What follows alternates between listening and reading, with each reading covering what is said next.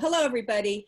Welcome to the Cal Assessment Network. My name is Katie Dustin. I'm pleased to bring this session to you today. The Cal Assessment Network is a community of practice for all UC staff who are interested in assessment. Recent topics have included a discussion about the employee morale survey, which we'll probably do again since they just did a second iteration of that, and so we'll probably have a follow-up session. We also recently had a session about an assessment tool called Retrospectives and a presentation about the student data available on the Berkeley website. If you're interested in viewing the materials from previous sessions, you can visit the CAN B Drive folder, and I'll put the link in the chat in a minute. As a reminder, we are recording this session. That means the group chat and all private chats are also recorded. So keep that in mind as you private chat your friends.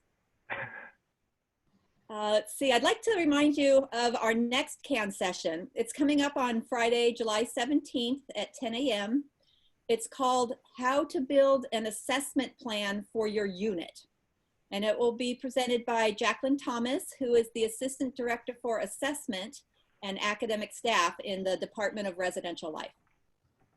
If you'd like future CAN events to show up auto-magically in your BCal, just chat me and I'll add you to the BCal invitation. So now I'd like to introduce today's session. It is called Cal Answers Reports with UCPath Data. The Cal Answers team has worked for over a year to integrate their reports with data from UCPath.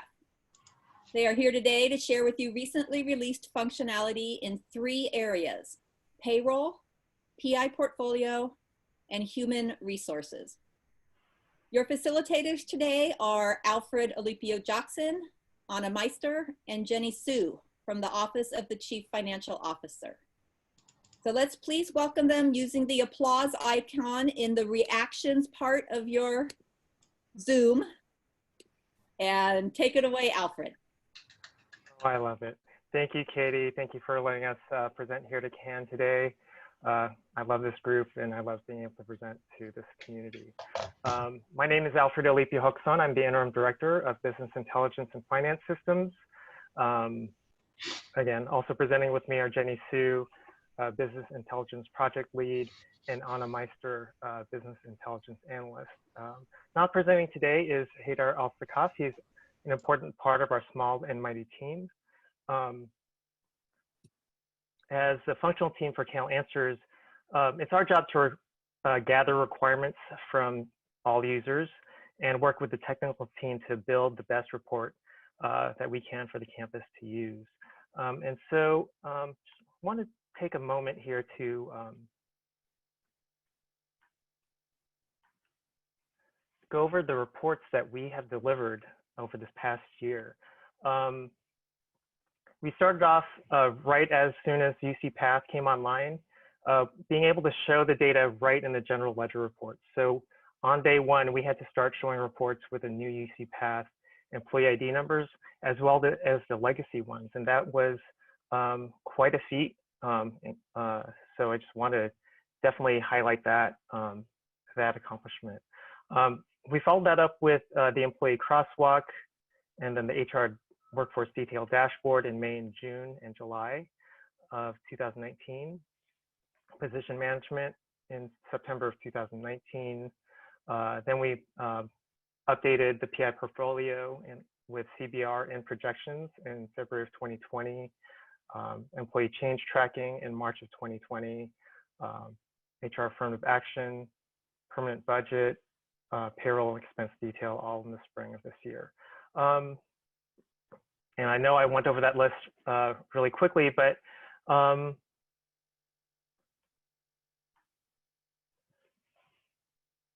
yeah, the Cal Answers team has been on a long and winding road to get to this point.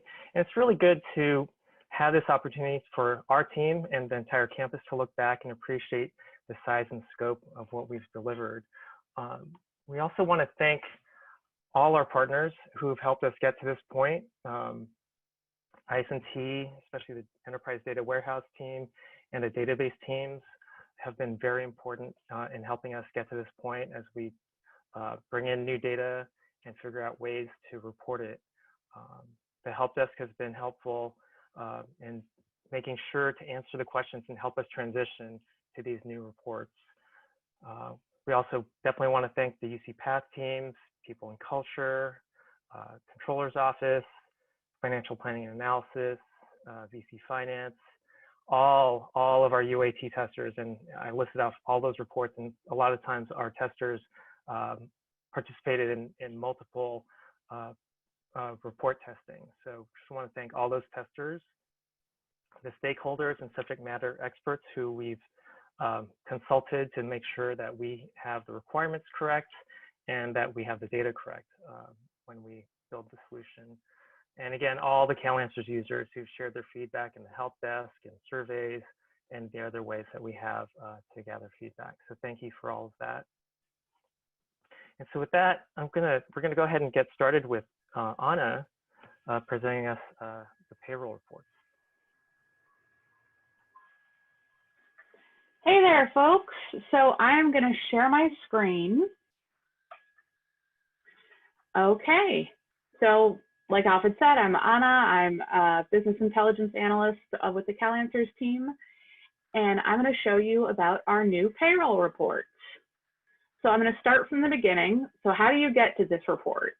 Well, you go to our homepage, calanswers.berkeley.edu, and then you're going to click log into Cal Answers.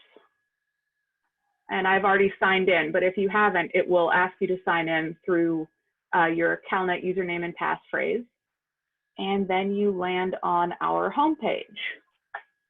So to get to the payroll dashboards, we're going to go under this payroll icon here. And we have two dashboards available. One is the legacy payroll dashboard. That is all the data from PPS transactions. So that's basically the old PPP 5302 report in a Cal Answers format, and you can still get there. If you had bookmark links that broke, you just need to remake them under this new name of legacy payroll. Then we have the new payroll report. So here's our overview tab and our report tab. So what this report does, it shows payroll information at a fairly detailed level. So this is, oops, and let me make my screen a little bigger.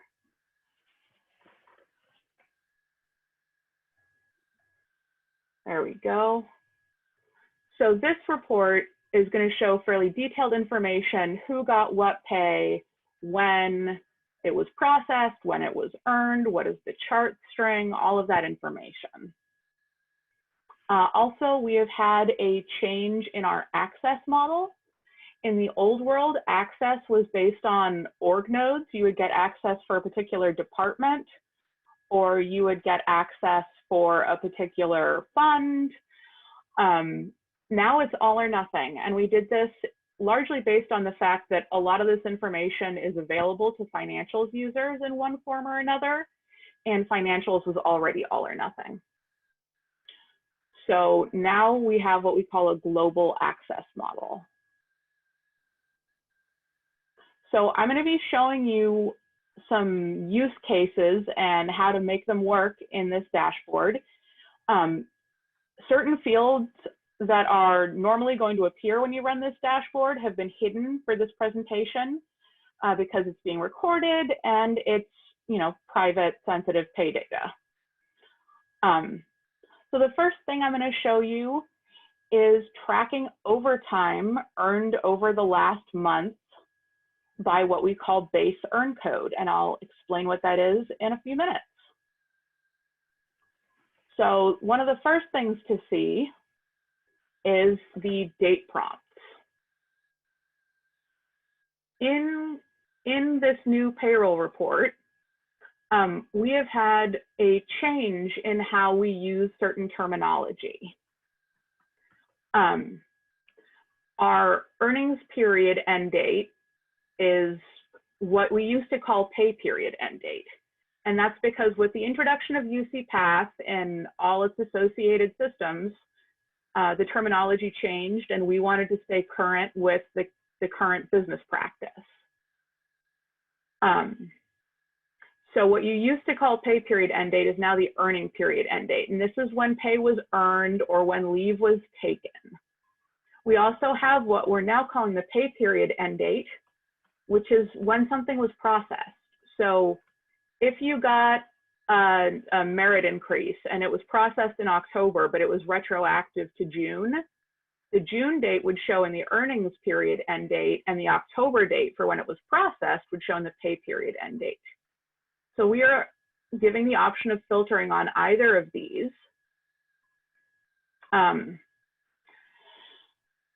we have, for this presentation, I'm just gonna filter on earnings period end date for this use case for the last month. So we wanna see what was actually, the overtime that was actually worked in the last month, rather than just what was paid in the last month in case anything was paid late. So then we also have a special kind of prompt here. In many of our reports, we want to give people the option of filtering all up and down the org tree. So by control unit or by division or by department or even by discipline. So there are a few ways to do that, but there was only one way to do that that does not involve cluttering up your whole page with a bunch of prompts and making you scroll left and right a bunch. And that is this special two-part prompt.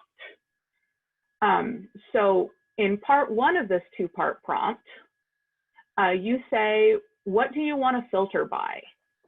And these prompts all correspond to the depth ID in the chart string and the associated control unit or division or department. So I'm going to say I want to filter by funding org level 4. And when I select that, the prompt below it becomes a prompt for funding org level 4.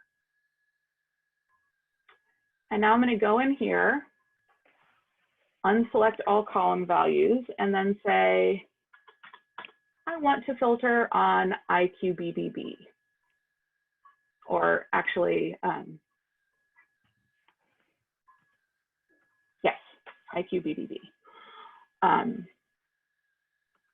And then you'll see that in order to implement this special two-part prompt, we've had to make it so whenever you change one of these prompts on the left-hand side of the page, the query auto runs.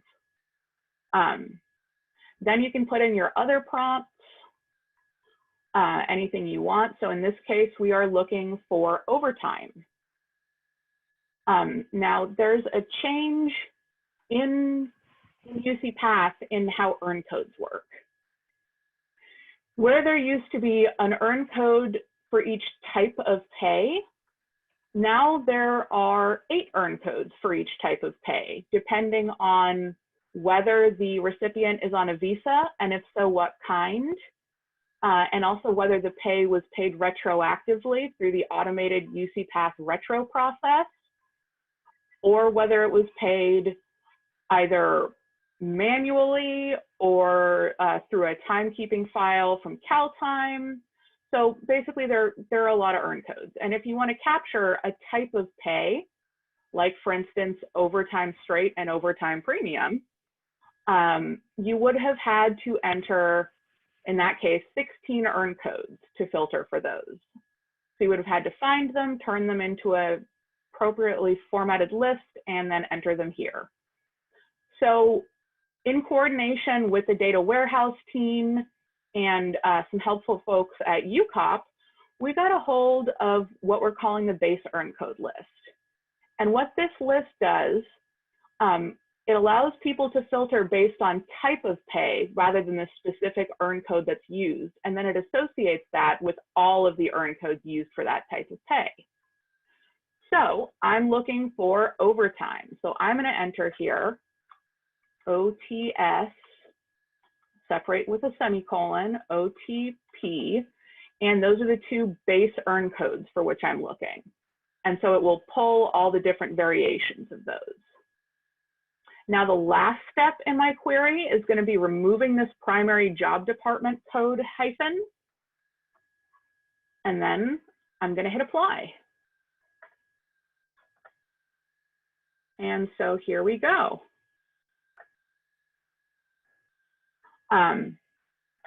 We now have all the data you'd want to look at for, let's say, the last month of overtime. Okay. Also, if, for instance, you had been doing this at, let's say, an L2, oops, let me unselect that, and VCRES. And maybe you want this sorted differently. Maybe you want it sorted by earn code. Maybe you want it sorted, let's say, by department. So this is an opportunity for you to include here. You can include, let's say, your org level 4, your department. And to sort everything by that, you can bring it over here to the left, and it will auto sort in order from left to right. So here we have a sorted list. All right, our second use case is tracking pay for professional researchers paid over the last 6 months. So I am going to I'm going to clear my earn code prompts, and then I'm going to filter by union. So I'm going to select FX and RX. So these are the two unions in which I'm interested at the moment. And I'm going to say 10/1/2019. And that will return to me all pay for folks in these unions in my funding filters over the last whatever time range I've put in my date prompts. If I want to, for instance, section this out based on their job code, that's an option I have. I can right click and then move this column to sections.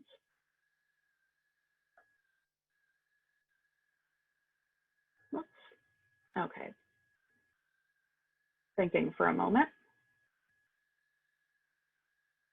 What this will do is it will give me a report that is broken out into one section for each particular job code.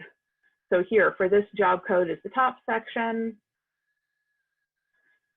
and on and on. This can be helpful if you're trying to present a report to management and you want to make it visually appealing. To undo that, I'm just going to right click on this heading and move the column back to columns.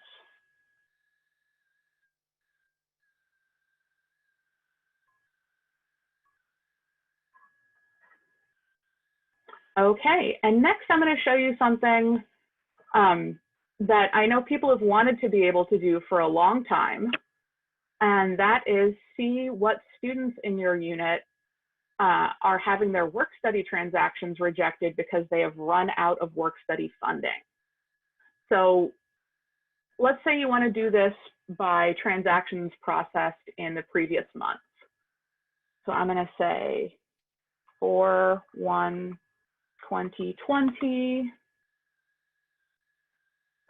through 4/30/2020. And then I'm going to clear my prompts up here.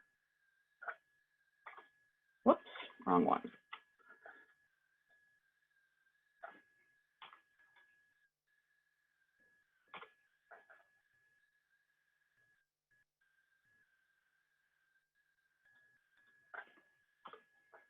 Okay, and now I'm going to make use of a new prompt that we have. It's called the alt account. Oh, and let me clear my union codes. The alt account prompt is something that will filter based on the result of a requested work study split. So it will show us the information. It will show, did the split go through, and this is the department share? Was it a partial split or a full split? And it will show us if there was a split refusal. So if you run this after every pay period posts, you can immediately see, well, students X, Y, and Z need to increase their work study balances, or we need to adjust how we're budgeting for their hours. So here we go. These are the people for whom the work study split did not go through because they didn't have enough money in their work study budget. One last thing. Oh, and you may want to save this as a customization. A saved customization is a great tool in Cal Answers when you have a report that you want to run again and again. You set it up, you do your filtering, any columns you want added or moved or removed, and you go here to save current customization, name it. You can even make it your default for the page if you want.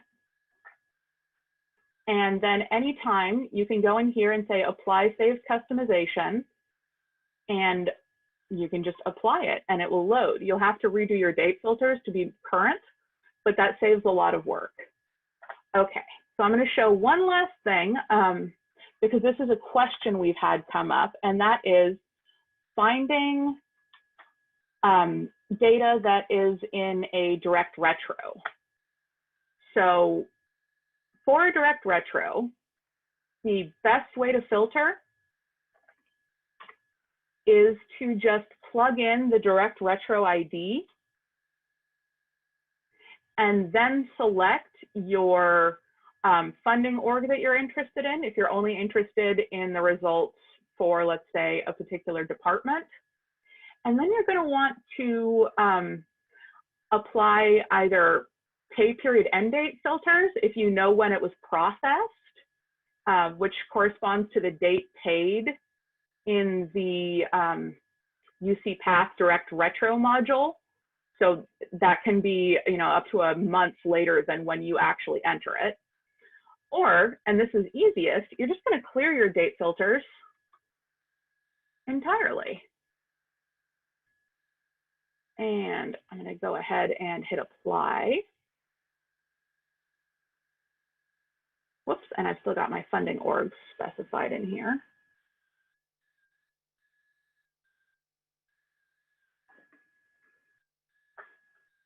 So here we have, this is the direct retro in question.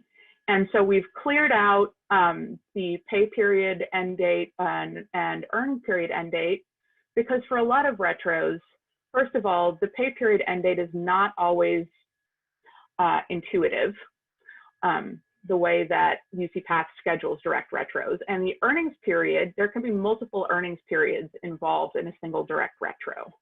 So if you filter by that, you may be confused by the results. Okay, well, I am now going to hand things over to my colleague, Jenny.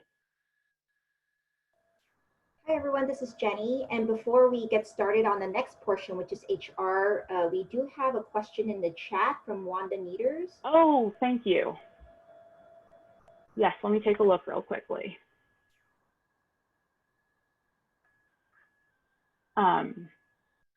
Hold on a sec. My chat has disappeared. Here we go.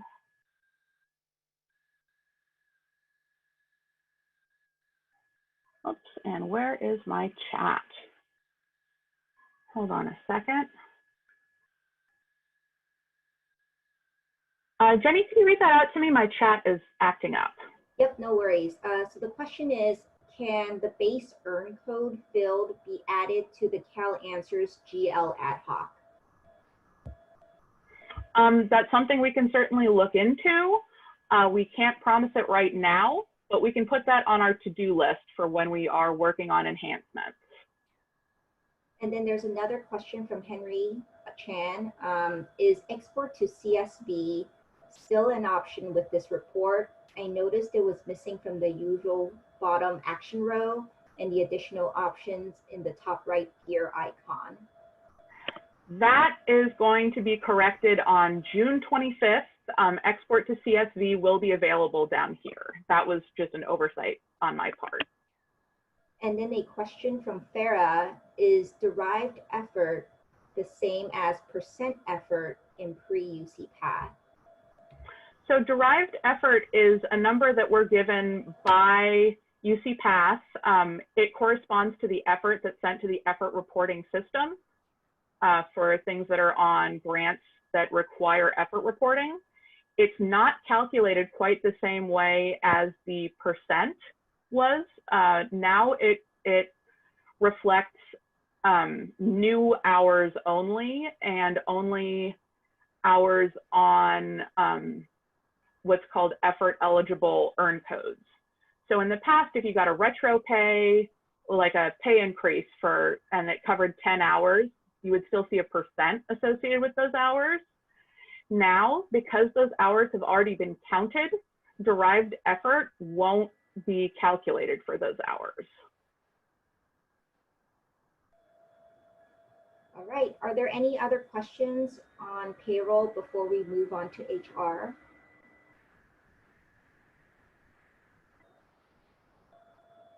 All right. Okay, take it away, Jenny. All right, thank you, Anna. So we'll talk about 3 specific HR reports today, and let me share my screen. We'll talk about the workforce detail dashboard, let's go back here, let's go back home. We'll talk specifically about the workforce detail dashboard, the position management dashboard, and then the employee change tracking dashboard. And so in the interest of time, we'll go over a high level overview of each dashboard and the primary use cases. If you do want a more in-depth demo for each dashboard, you can go over to our training page on our Cal Answers website at calanswers.berkeley.edu. You go over to training, and then in HR reporting, there are webinars recorded for each of these dashboards. So Workforce Detail Dashboard has 2 webinars for the 2 sessions we've had. Again, for position management, and then there's also a webinar for employee change tracking if you want a more in-depth hour-long session into each dashboard. I also want to give a shout out to an HR walkthrough that we are going to be hosting on July 16th. And this will also be a walkthrough through those 3 dashboards. Again, more in depth, along with a Q&A portion. So for those of you who have questions about the HR dashboards and are looking for office hours, this is a great session to bring those questions to, in addition to everyone else who wants more of a basic overview of those HR dashboards. And then another note about the demo we're going to go through today is that the demo itself is redacted of any personal information, so you won't be seeing employee name, supervisor name, or job code description, just all the details that might help identify a specific job or person. But when you run the dashboard, you'll certainly see those columns by default. So I'll take a pause here for any questions. All right, so we'll go into Workforce Detail Dashboard. Let's click over here in the accordion. And so the first thing you notice is that there's 6 tabs in total in addition to the overview. And they're primarily divided into 2. One is the as of date set of reports. And then the other half is the by date range reports for the job data, compensation data, and job funding information. And the difference between as of date and by date range is that the as of date allows you to look at data as of a specific date. And let's see if there was a question. Okay. I'll monitor the questions for you, Jenny. So thank you, Anna. Let's make my screen bigger.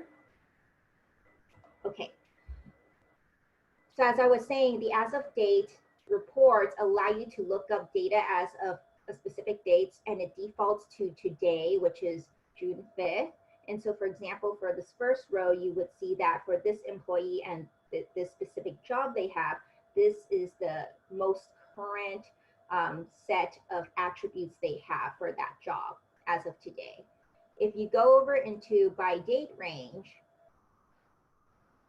you'll actually be able to see the history of their position. And so, for example, if you see this set of rows here for this employee ID, you can see for this time range from today going back 1 year, what was the history of actions that were taken on that specific employee record number, and what were the histories of each of the relevant columns that you see on this page.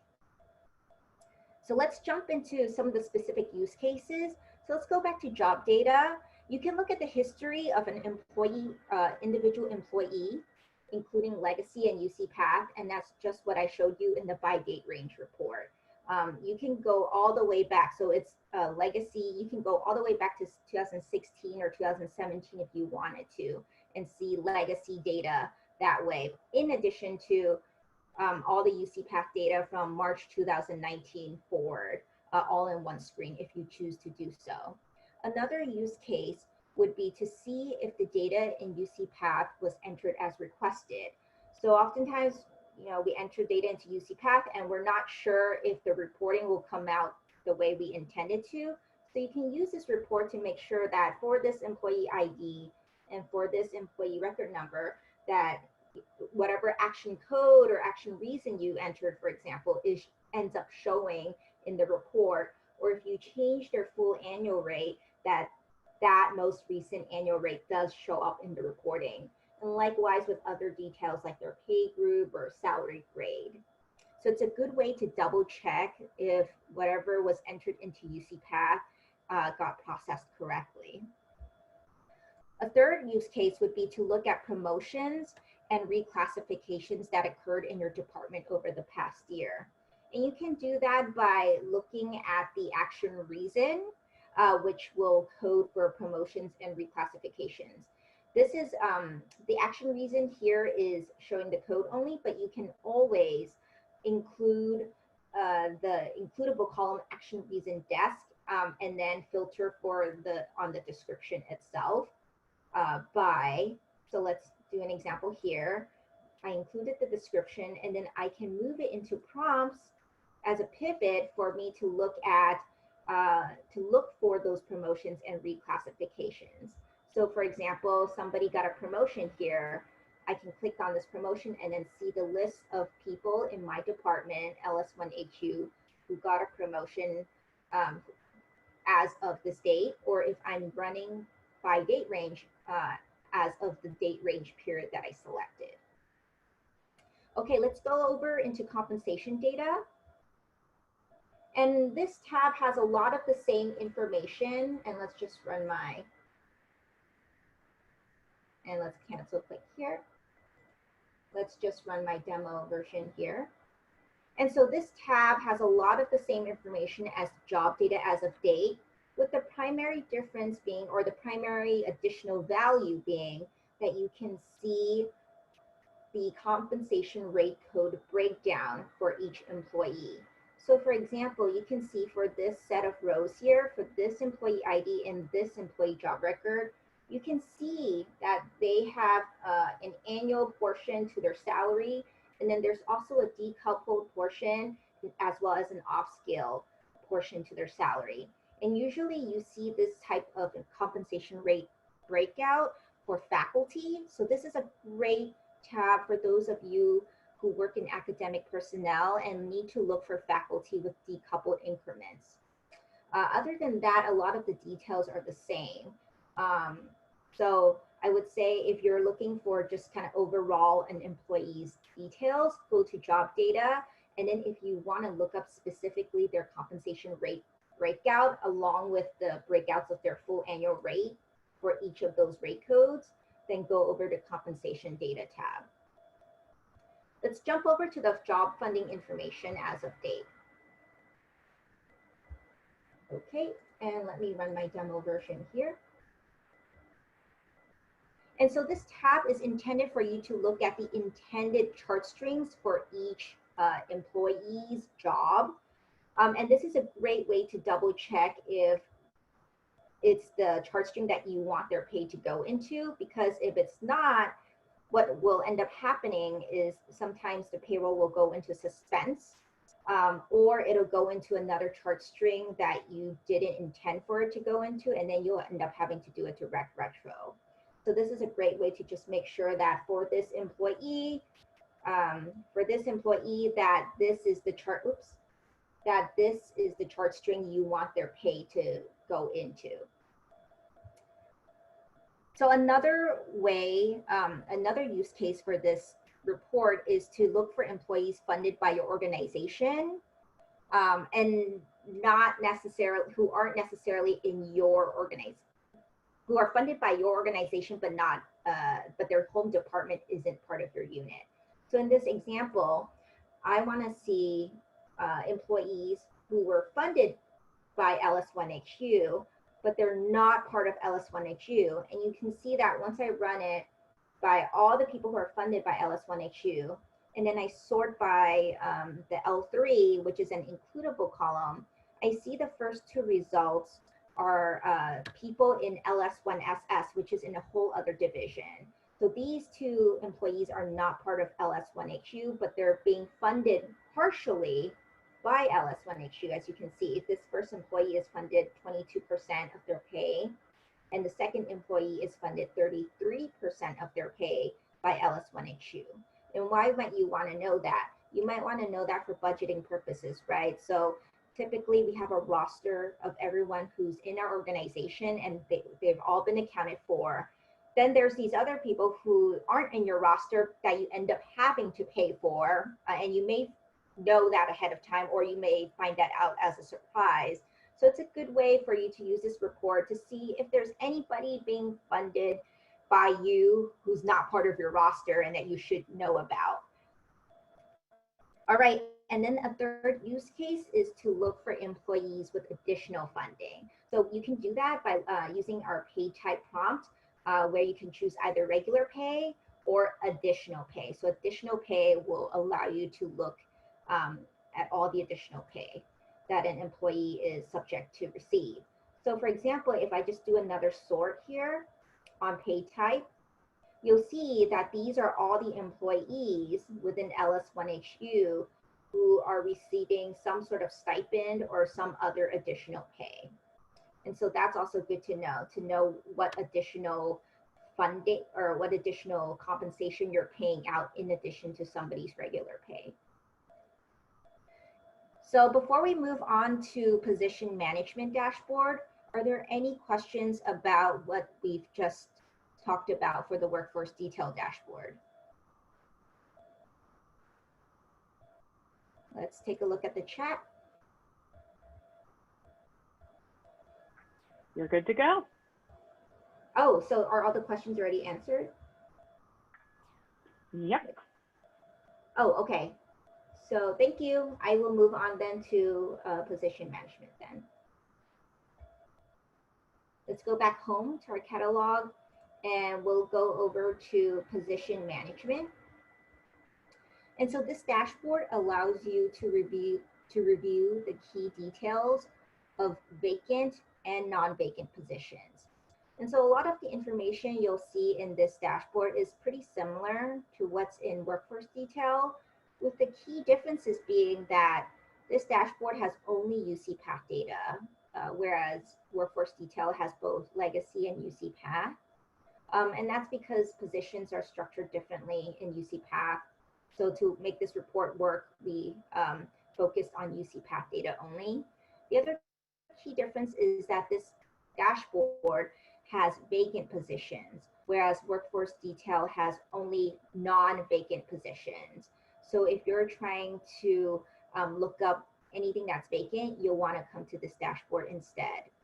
And then the third key difference is that this dashboard focuses on the position perspective, whereas the workforce detail focuses on the job perspective in terms of that specific employee's details.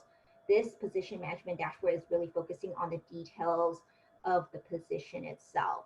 And if there happens to be an employee in it, then we'll take those details, but it's really about the position at this point. And then the last big difference is what you need to, in the position management dashboard, we give you the actions that you need to take for the position. Whereas in workforce detail, it's really about, it's really informational. You can double check things and you might end up taking in action if you see something off. But for the most part, workforce detail is really about just reviewing information and not so much having to do something with that information.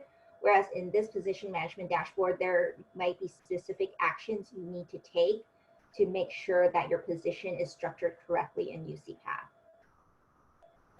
Okay, let's dive into some of the use cases. In position roster, this is where you're going to see the list of all your vacant and non-vacant positions for your unit. Again, in our demo version, this is LS1HU. And there's different flavors of vacant and non-vacant. So vacant has one flavor, but in terms of non-vacant, you have filled, you have overfilled. For example, if you have positions where students occupy that position, you might have a position that's set up for, 5 people, and then 7 people end up occupying that position. That's overfilled. Or likewise, the position is set up for 5 people and you only have 3 people in that position, in which case it's partially filled. So you can see all these different flavors of non-vacant in addition to the vacant positions that are in your organization. And what you do with this is it helps you determine your remaining capacity to hire, right? Especially if you're like, how many positions do I have to play with that I can slot people into? You can look up all your vacant positions specifically, and you can also look at the position FTE that's allocated to each position. And that way, oh, for example, for this position, I can put somebody with a 0.5 FTE, whereas I have 3 positions here that are 1 FTE each. And then the other side of the coin of that is to prepare vacant positions to be filled. So maybe you already have a candidate that you're going to hire into this position. Now you want to make sure that the position is set up correctly, right? If you're intending to hire a candidate at a 1 FTE, making sure that the position FTE is actually 1, making sure it's the correct job code, and making sure that it's reporting to the correct reports to position number. So those key details you can make sure are set up correctly before you slot an employee into the position itself. Let's go over to position funding. And so this is kind of like job funding information, again, except from more the perspective of the position itself rather than the job. And so you can see that for each position, you can see the chart strings that are allocated or set up for each position. And so again, you'll want to prepare the chart strings for vacant positions that are about to be filled so that you don't potentially have an employee's first pay from the get-go landing in payroll into suspense. So if you have it all set up correctly, then you can make sure that it's not going to land into suspense or land onto some other chart string that you don't intend for it to land into. Also, let's take a look here.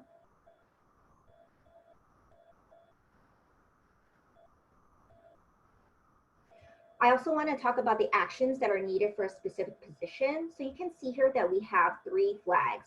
Chart string ends within 90 days, chart string is suspense, and additional pay ends within 90 days. And so for this position, for example, you see a yes here. What it's saying is that the chart string for this position is suspense. And if we go over to the right, we see that this chart string is indeed under Fund 6995 and under Chart Field 1, 900,000, or 900,001, or 900,002. Any of those combinations means it's in suspense. And what you'll need to do is go into UCPath, the funding entry record for that position, and update the chart string to something that's not this, so that it stops going into suspense, and then you'll need to do direct retros to take care of any payroll that has already landed in suspense. But again, you can see for this specific example, it's vacant. So there's nothing has actually gone into suspense. But if you were going to hire somebody into this position, you'll want to make sure to get this corrected before they're slotted into the position so that you end up avoiding that whole situation. Whereas if it was already filled, then you do have payroll that has gone into suspense and you'll need to go through that whole process. And let's just see if we can have an example of chart string ends within 90 days. So we have a whole list here. And what this means is that the chart strings for each of these positions is going to end within 90 days or has already ended or is ending today. And what happens when it expires is that the payroll will start going into suspense. So you'll just want to go into UCPath and you see this chart string funding end date. You'll want to go in and either update the end date so that your payroll continues going into this intended chart string, or you'll want to change the chart string altogether, up to you. And for additional pay ends within 90 days, it's the same concept. It's either ending within 90 days or has already ended or is ending today. And so for additional pay itself, so you can see some of these people's SAS or stipends are about to end. And this is more of an optional action where if you decide to extend their additional pay, you'll need to do something about it, whether it's updating let's go over here and let's add the additional pay earnings end date, whether it's updating their additional pay earnings end date so they keep getting that additional pay, or you don't do anything about it and you just let it expire if that's what the business intends to do. And so you can see for each of these flags, it's really tied to the specific chart string or the specific additional pay that's been doled out. Okay, let's go over to exceptions. And so this is a tab where you can see all of your actions that are needed for the position in one place. And we have different categories here. So we have missing funding, which means there's no chart string whatsoever in the position's funding entry record, or the chart string has expired, in which case the payroll is going to end up going into suspense. So if you see a missing funding yes here, you need to go into funding entry and put in a chart string or update an expired chart string so that it stops going into suspense. There's another thing you need to pay attention to called review earn code, which is maybe there's an earn code that's been specified in a position's funding entry record that you don't need for it to be there. And this is kind of a complicated flag. So if you do have, if you're interested in this flag, I would encourage you to watch one of our more detailed in-depth webinars to get a good sense of what it really means. But in a nutshell, it means mostly in most cases, you need to go into UCPath and take out whatever earn code you've specified that's intended for regular pay, because the business process in UCPath is if you just want to pay somebody for the regular pay, you leave the earn code blank. Okay, and then we have a third flag called missing supervisor. This is pretty important as well, because if they're missing a supervisor, which means there's no supervisor employee ID on the employee's or position's job. If there's no supervisor employee ID in the job record or the position record, it means that that employee's cal time cannot be approved, and that has downstream effects. So in order for their cal time to be approved, there needs to be a supervisor employee ID on that job record. So if you see a yes, you need to go into the job record and update, or the position record and update it right away. There's also an org note overridden flag, and this is sort of a more obscure flag where sometimes positions and job records, their department IDs don't match. And so the position as a whole isn't really being set up correctly, because you really should have the department ID of the position matching that of the job record. So this ordinal overridden flag tells you if there's a department ID mismatch so that you can go and correct that. And then you have the other 3 tabs here. Again, these are chart string ends within 90 days. Chart string is suspense, and additional pay ends within 90 days. And it's the same concept as what I just mentioned in position funding, except the key difference here is that we're not specifying the specific chart string itself or the specific additional pay itself. What it's saying is that for this position, there's a chart string that's going to end, that's going to expire or is suspense. And you would go into UCPath and look for that chart string. And that usually tends to work out for most users, because if you go into UCPath funding entry to update a chart string, you're going to probably want to review everything anyway, rather than needing to know specifically which chart string it is. But in case you do, and there are users who do need to know that specific chart string, you can go into position funding itself to identify that specific chart string. Otherwise, if you're in the boat where it's like, I just need to know that I need to look at the chart strings, you don't need to tell me which chart string it is. I'll end up reviewing them anyway, all of them. Then this is the place for you to go to look at these flags. Okay.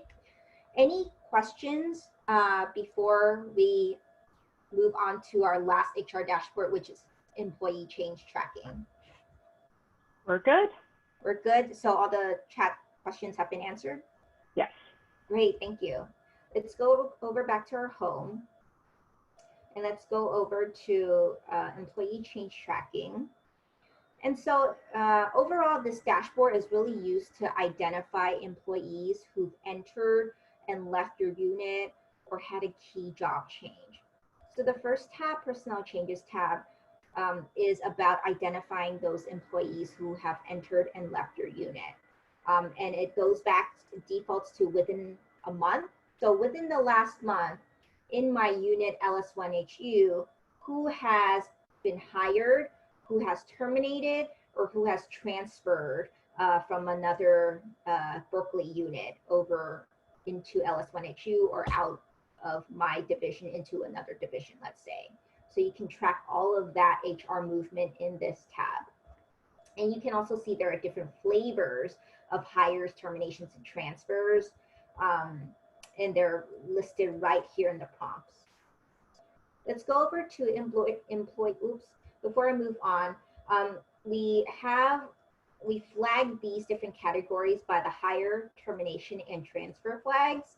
And then what you can do is, if it's a transfer, you can look to see from what org did they land in and where were they before. And then you can also take a look at the action and action reason flags for a more descriptive, a better description of what type of action was taken, what type of hire, termination, or transfer it was.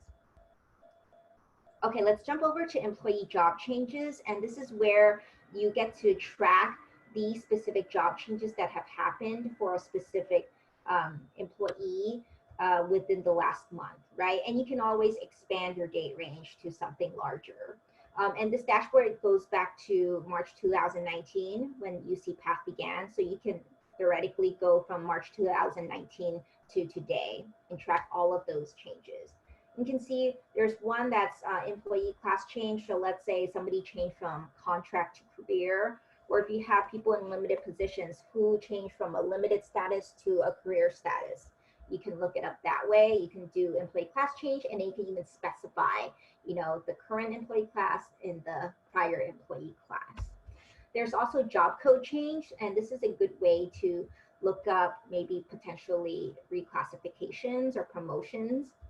There's also supervisor change, and sometimes when you have people who leave, supervisors who leave, you just want to see if there's somebody, if there's now a vacant supervisor position, for example, that you need to fill. That's a good way to use this flag. Also, pay rate change, if they what was their salary before, and if they got a decrease or increase, whatever changed to their pay rate, you can track via this flag, as well as employee status. You might want to look at people who've gone from active to short work break, for example, or from active to leave of absence. You can use this employee status change flag. And then lastly, also a position number change flag. This isn't too common, but if their position number changed, you can also look that up. All right, are there any questions about employee change tracking before we move on to the next segment, which is PI portfolio? Let's take a look at the chat. Anna, do you know if all these other questions have been answered, or? We're good in the chat, but let's see if anybody has a question they want to bring up by unmuting themselves and asking.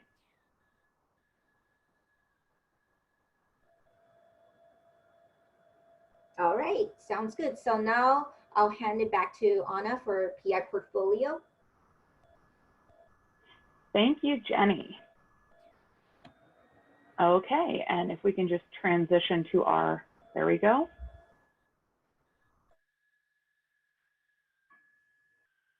Our slide deck.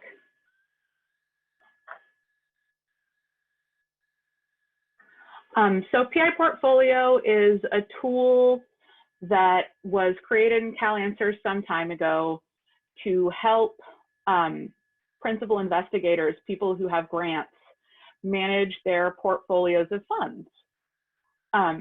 One of the main purposes is to make sure those funds are being spent out at a good rate. You don't want to overspend your funds and then not be able to complete your research project with the allocated funding. And you also don't want to underspend your funds and then have to give money back, even though you could have slotted other activities into your research project. So in the PI portfolio dashboard, one of our important tools is something called projections. Projections are a tool where users can enter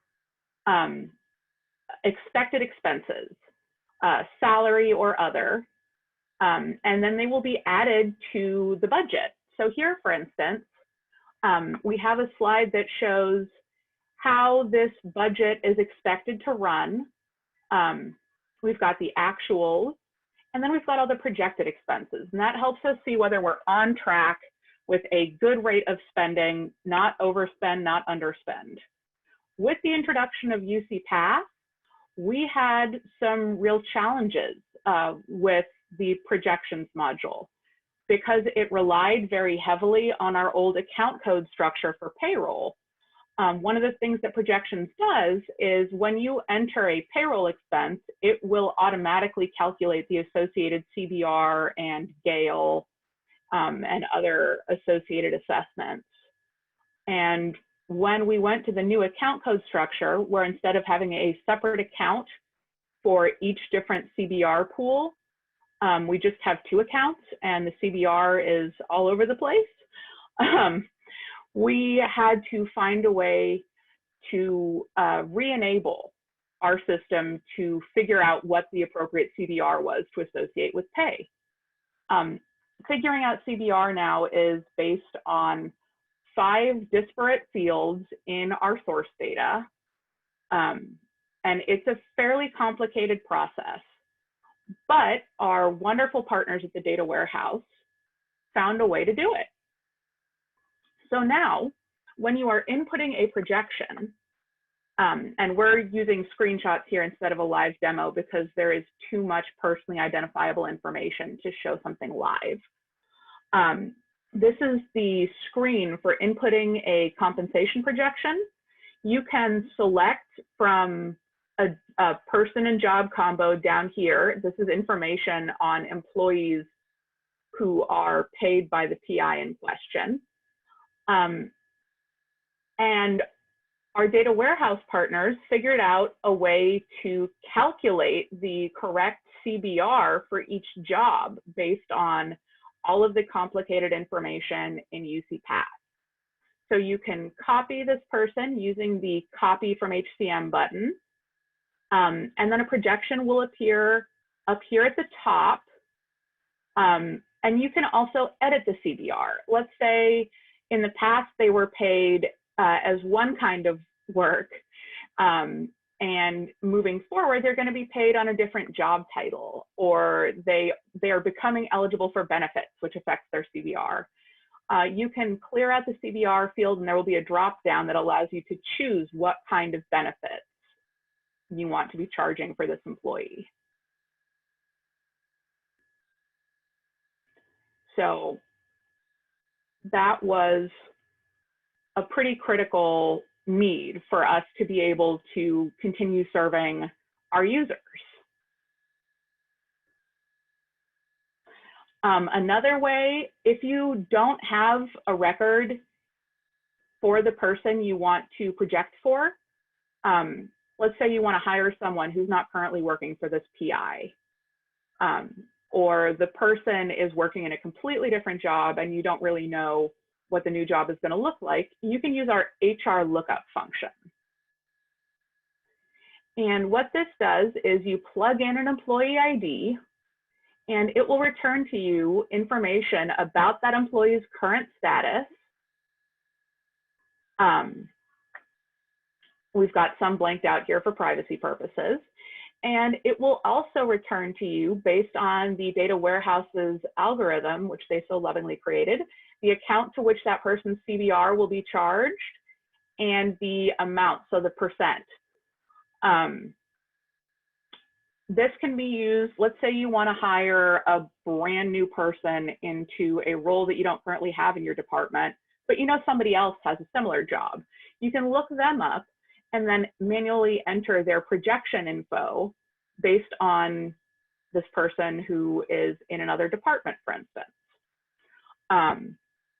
You know, and of course this is for business use only, but it is an important tool for our users. Are there any questions about the PI portfolio?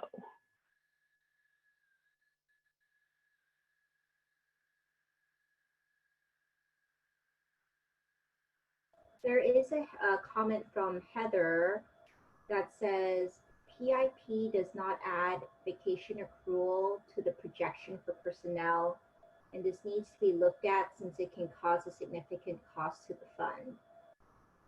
Thank you very much, Heather. I know that has been looked at in the past and we will look at it again. But we thank you for your feedback. It's really helpful for us to know what is important to users. And then Eric says, is it possible to project for incoming award funds that may still be in process? So until there's a fund number active in BFS, we don't have that fund available. That's all the questions in the chat. All right, anybody want to unmute and ask the old-fashioned way? Oh, Eric, if the fund already exists, I think you can use a projection tab to add anticipated budget as well. So that option exists. But if we're talking about like brand new grant that hasn't been set up at all, then that's not going to be available. Thanks, Henry.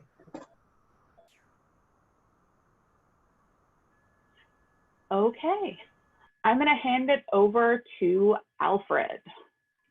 Hi, so that wraps it up for what we're going to talk about today as far as reports that we've delivered. But wait, there's more. Just wanted to give you a quick preview or talk about some of the things that we have coming up pretty soon. So later in June, we have, we're planning to produce a current employee CBR. So as Anna has shown you in PI Portfolio, we're able to really put together a lot of the fields that are behind the scenes that determine the CBR rate and show what those employees should be getting as they get payroll calculated for them. It's not going to be perfect because this report will only show employees' current CBR as of today. It's not going to give you a view into the past or future. Also, there are other things that basically affect what you see as far as in the payroll, as far as CBR, things like vacation and retro, all really sort of monkey things up to make things not as clean as I think we'd like. So So really what we're showing here that is not really visible in any other Cal Answers report except perhaps PI portfolio, employee class description, the benefit eligibility code for the employee's primary job, which is important when you have an employee who has multiple jobs across campus. We're also showing the earn code, which you see in a lot of the reports, but we're also showing whether CBR is applied to that earn code. So that's another field that's not really visible anywhere else. And as Anna has shown you from PI portfolio, we're also in this report showing you the important stuff, which is what CBR account would this planning row hit, and what is the CBR amount that's going to get hit there. And then Jenny is going to talk to us about compensation summary. So we're going to be coming out with this dashboard really soon, and what it's meant to help you do is help managers set salaries for job offers and to review internal pay equity. And if we can, and so you can see, if we can go over to the next slide, Alfred. Mm-hmm. Okay, and you can see here, these are the columns that are available in this dashboard. So for the job codes that you're looking at, you'll see a salary midpoint, which says for that job code in that salary grade, what is considered market rate for that job code in that salary grade. And then you also have a min and a max that gives you that range from beginner all the way to expert, right? And then you have a central HR total incumbents that tells you how many incumbents are currently in that job code as of the month snapshot that you choose. And based on that information, we calculate a central HR annual average based on these, for example, 11 incumbents, full annual rates as of May 2020, let's say. This 58,755 ends up being the annual average. And then lastly, we give you a title compa ratio, which measures how close the job code as a whole is to market rate. So the calculation is annual average divided by the midpoint. So you end up getting this compa ratio here, where if it's 1, it means the job code as a whole is getting paid at market rate. And if it's under 1, then it's under market rate. And if it's over 1, then that means it's over what's considered market rate. So this will help you gauge what type of salary you should be offering a candidate or for internal pay equity. And as always, we'll refer you to the compensation team over at People and Culture for any final compensation decisions you need to make. And now we'll also go over hours towards eligibility, which is a dashboard we're working on in terms of hours towards career status eligibility for limited status employees, and hours towards full benefits for employees, hours towards full benefits eligibility for employees who are currently receiving 0 or limited benefits. And we've just started the work on this, so we're still in the process of gathering our subject matter experts who will help inform our requirements for such reporting. If you are interested in joining us for requirements and having an influence over this dashboard, feel free to contact me personally at jennysue@berkeley.edu. And now Anna will talk about absence management summary. All right, so the absence management summary is a dashboard that we expect to put out later this month. It is going to show you on a month-by-month basis things like vacation balance, sick usage, et cetera, for any given employee. It's a high-level view, not a transactional view, but what it will do is help you see, you know, did this adjustment to vacation hit the right month, for instance, or who in my unit is close to going over max on their vacation hours. So that is the absence management summary dashboard coming soon. And now we're going to talk about some lessons that we've learned over the course of this project. So this was a learning process, I think, for everyone involved. And we're going to distill that down to a few key points. The first one was flexibility.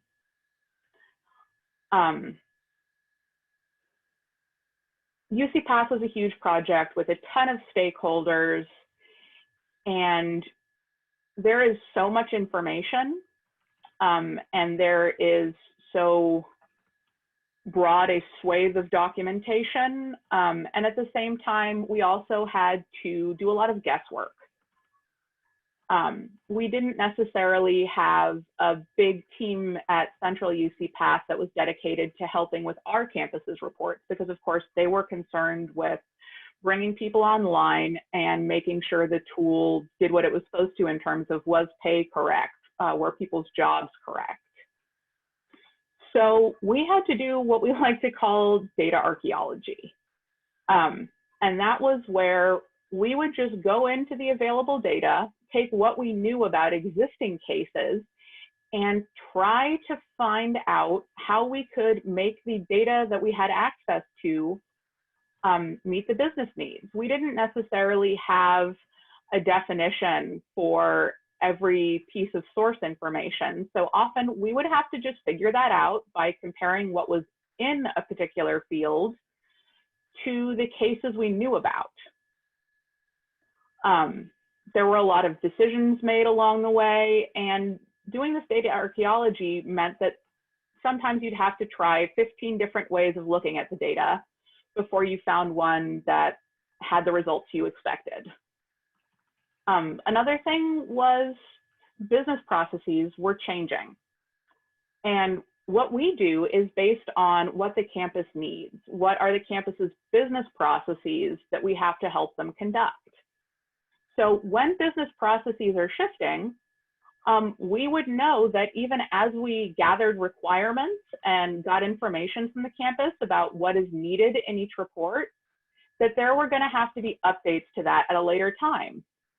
So because the business processes weren't settled yet, as we developed the requirements for each report, we did a lot of going back and adding and moving and changing, and continue to do that, just to make sure we are giving you reports that are as useful as possible.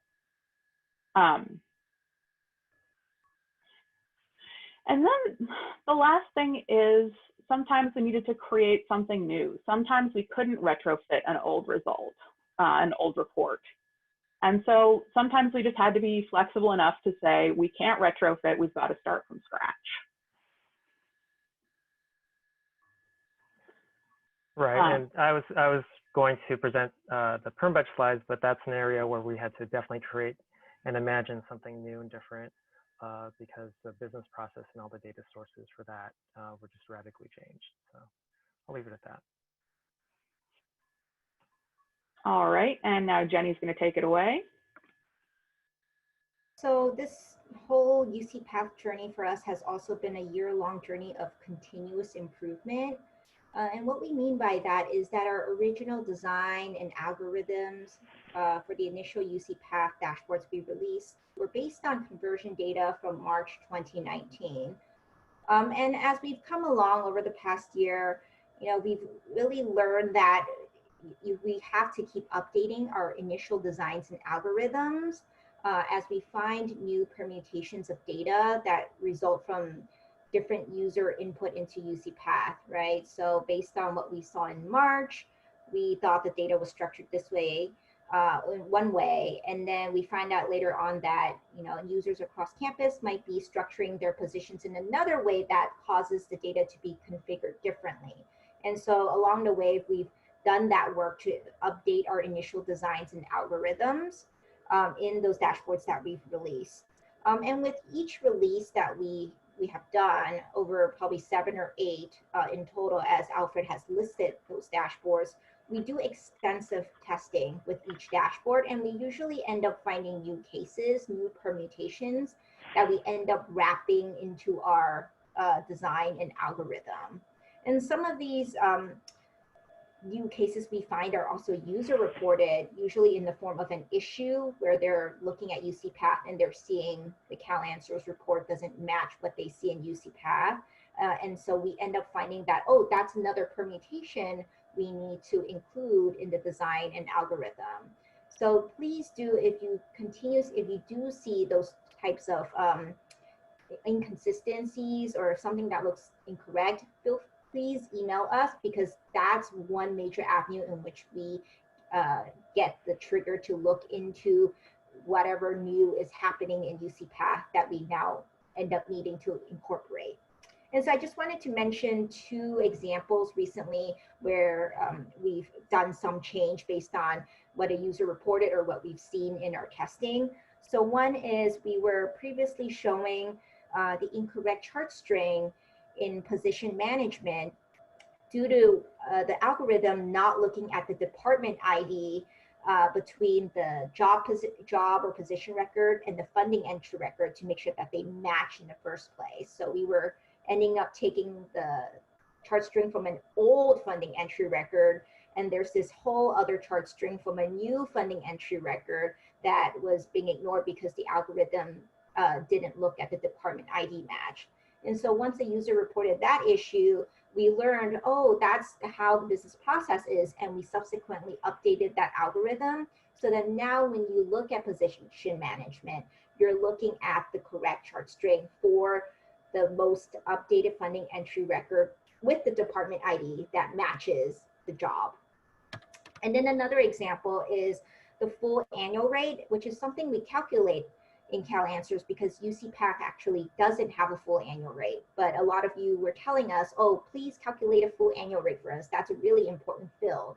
So we ended up doing so. But what we found out later on is that there are specific types of overrides that happen in UCPath that might cause the full annual rate that we have in Cal Answers to not match what's in UCPath. And so for that issue, after extensive discussions with the UCPath reporting team and just kind of figuring out the pieces together, we figured out a logic that would incorporate, you know, in scenario A, show the full annual rate as this upon these criteria, and then in this other type of override, you know, show this other full annual rate depending on that criteria. So it's ended up being a much more robust algorithm than what we originally thought, just because there's all these different types of overrides that can happen in the data, and sometimes they're pretty complex. So, you know, all of this, it's really, we're navigating through not a lot of comprehensive documentation. So we're ending up having to go back to users to see, you know, to ask you, what do you expect to see? And we end up collaborating a lot with our reporting peers, such as the UCPath reporting team, kudos to them, to help figure out the pieces and provide data that's of value to you and that's correct. And speaking of documentation, Anna will now talk about the importance of documentation. Hey, so one of the things that we encountered with UCPath, there's a ton of documentation out there about how different UCPath processes run, but very little that we were able to access about how the data behind UCPath is structured. That was part of why we had to do our data archaeology process. And it also drove us to be extra careful and extra diligent in maintaining our own data dictionaries. We now have had that experience of trying to run reports when we don't know what the fields mean. So we want to make sure we don't do that to you guys. We want to make sure you have all the information you need to make the most of the data we're giving you.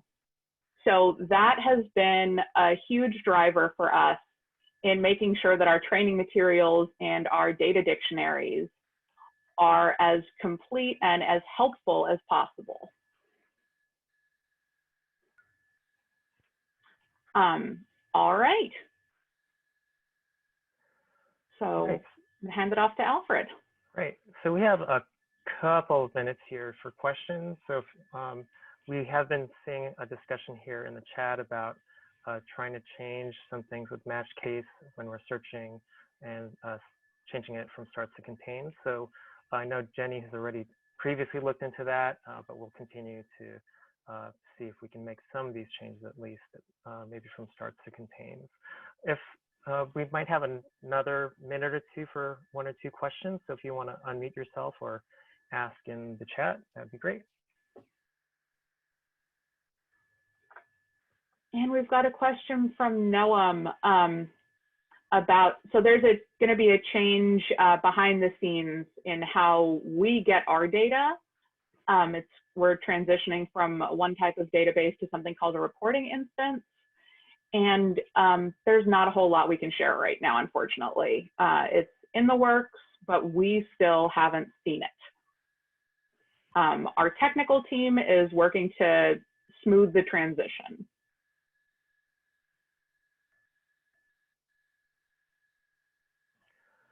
There's a question about adding data dictionaries to dashboards. A lot of the dashboards have links to the wikis, and the wikis end up being where we have links to the dashboards, to the data dictionary. So I'm here on the training page, and there's a link to all the wikis here from the training page. So I'm just going to open that new tab.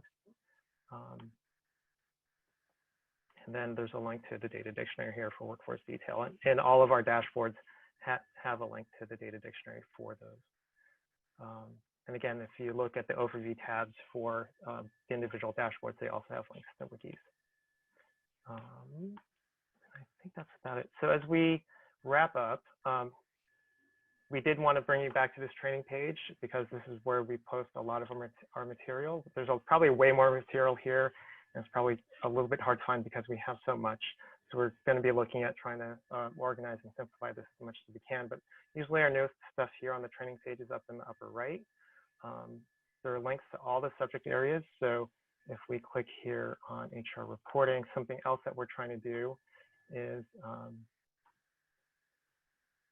as we roll out new dashboards, we tend to have a Zoom demo, and then we actually record those and make them available for later viewing. So if you're a new person, here, if you're someone new to campus, you could come here and see the live demos, the webinars as we call them, or you can also, if you're someone who's experienced but maybe a little bit rusty or just wants to see something again, you can come back here to see the full webinars, and they tend to be, we tend to budget an hour, hour and a half for these. So, and then from there, I think that's, oh, right. And the last thing is, as always, our UCPath page on the Cal Answers website has our current reporting release schedule. We try to update this as we go live with something or add something else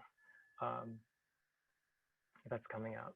So I think that's about it. So just want to thank everyone for joining us today. It's been a wild ride this past year to produce all these reports. So I thank you for letting us present these to you today. Thank you for all these questions.